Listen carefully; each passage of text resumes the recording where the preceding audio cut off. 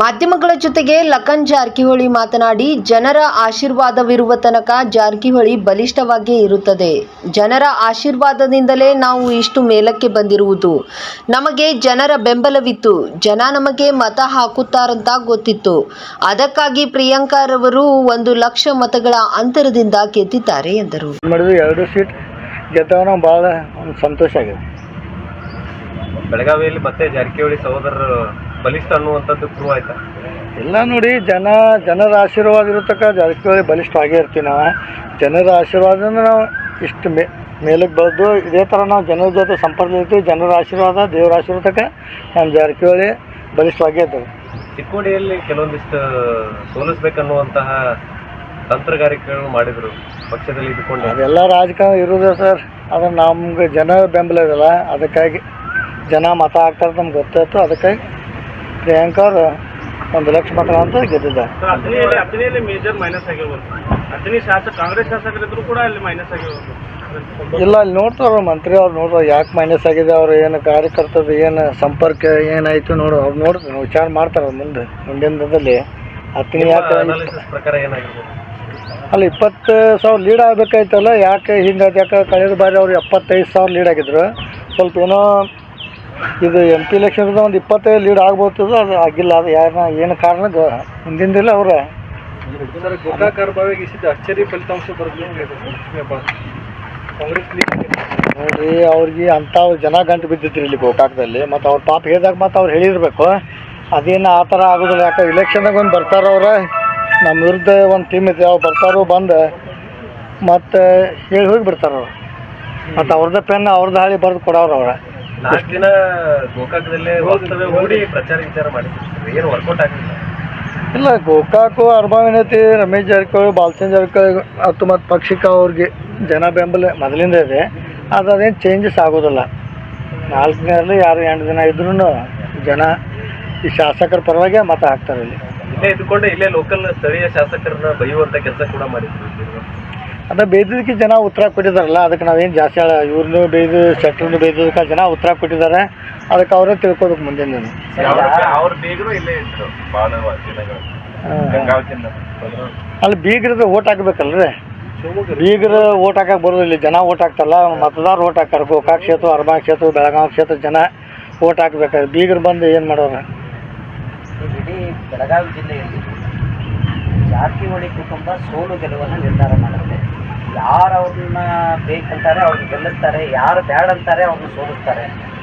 ಜೊತೆಗೆ king maker Belagavi ಜಿಲ್ಲೆಯಲ್ಲಿ ಜಾರಕಿಹೊಳಿ ಒಂದು ವಿಚಾರ ಏನು ಸರ್ ಇದರ ಹಿಂದಿನ ಗುಟ್ಟು ಏನ?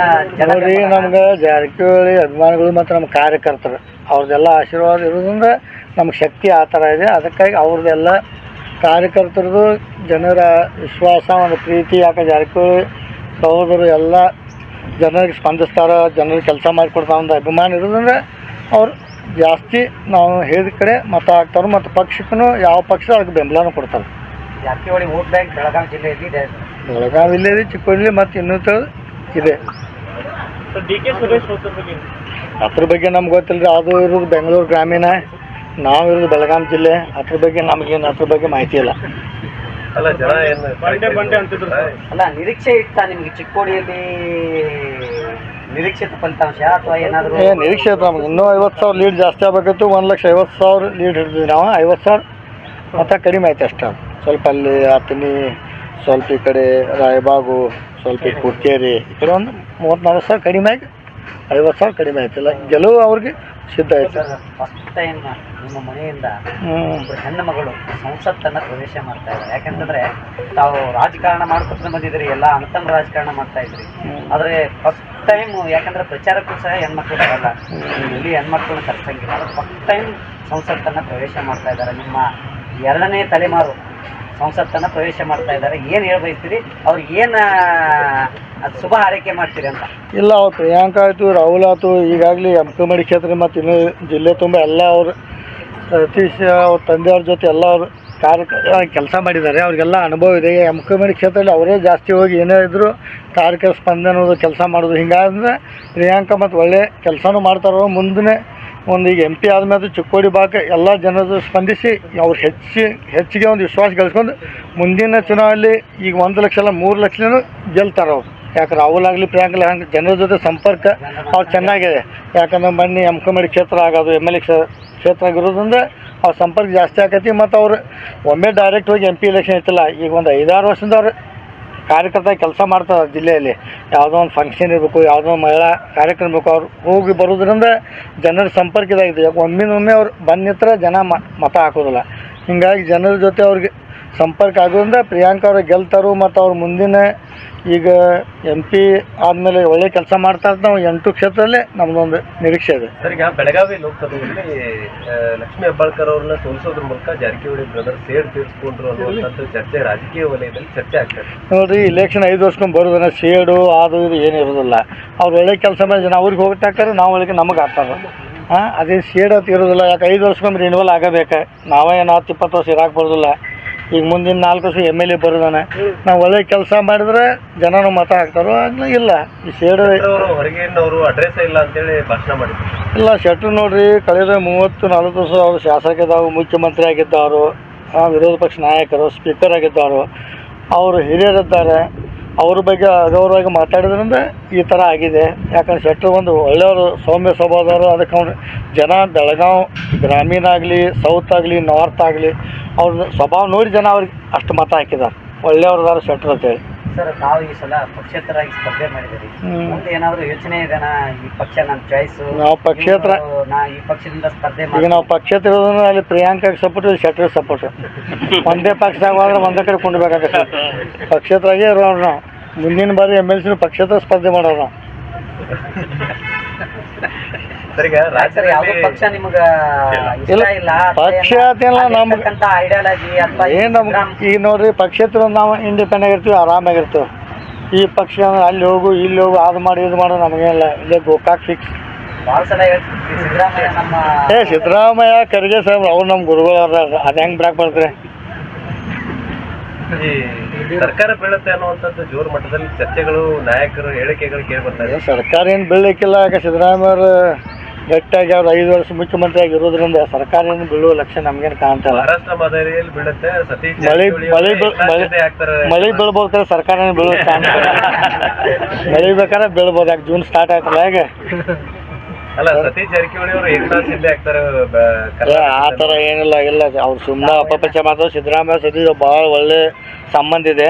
ಅದು ಯಾರು ಇದನ್ನ ಮಾಡ್ಲಿಕ್ಕೆ ಹಂಗೆ ತರ ಮುಖ್ಯಮಂತ್ರಿ ಸಿದ್ದರಾಮಯ್ಯ 5 ವರ್ಷ ಇರೋರನ್ನ ಪ್ರಧಾನಮಂತ್ರಿ ಆಗ್ಬೇಕು ಅನ್ನೋರಲ್ಲಿ ತಾವು ಒಬ್ರು ಅನ್ನಂಗೆ ಆಗಲಿ. ಅದು ಖರ್ಗೆ ಅವ್ರು ಆಗಲಿ, ಯಾರು ಬೇಕಾಗಿಲ್ಲ. ಈಗ ಇಂಡಿಯಾ ಒಕ್ಕೂಟ ಬಹಳಷ್ಟು ಪ್ರಧಾನಿ ಇದು ಚರ್ಚೆ ಆಗ್ತಾ ಇದೆ, ಸರ್ಕಸ್ ನಡೀತಾ ಇದೆ. ಅಂತ ಸಂದರ್ಭದಲ್ಲಿ ಕರ್ನಾಟಕದವರು ತಮ್ಮ ಗುರುಗಳು ನಾವು ಏನು ಆದರೆ ದೇವ್ರು ನೋಡಿ, ಅವರು ಪಾಪ ಎಷ್ಟು 40-50 ವರ್ಷ ರಾಜಕಾರಣ ಮಾಡ್ಕೊಂಡು ಬಂದರು. ಅವ್ರದ್ದು ನಸೀಬದಲ್ಲಿ ಬರ್ತಿದ್ರೆ ಆಗ್ಬೋದು. ಸರಿಗ ಸತೀಶ್ ಜಾರಕಿಹೊಳಿ ಅವರಿಗೆ DCM ಕೊಡಬೇಕನ್ನುವಂಥದ್ದು ದೊಡ್ಡ ಮಟ್ಟದಲ್ಲಿ ಚರ್ಚೆ ಇದೆ. ಅದು ನೋಡ್ಬೇಕ್ರ ಮುಂದೆ ಅವ್ರು ಕಾಂಗ್ರೆಸ್ ಹೈಕಮಾಂಡು ಉತ್ತರ ಕರ್ನಾಟಕ ಭಾಗದಲ್ಲಿ ಅಭಿವೃದ್ಧಿ ಆಗ್ಬೇಕಂದ್ರೆ ಸತೀಶ್ ಜಾರಕಿಹೊಳಿ ಅವರು ಮುಂದಿನ ದಿನ ಸೀನಿಯರ್ ಅಂತ ಬರ್ಬೋದು. ಈಗ ಏನು ಕೊಡ್ತಾರೆ ಗೊತ್ತಿಲ್ಲ, ಬಟ್ ಮುಂದೆ ಬರ್ಬೋದು.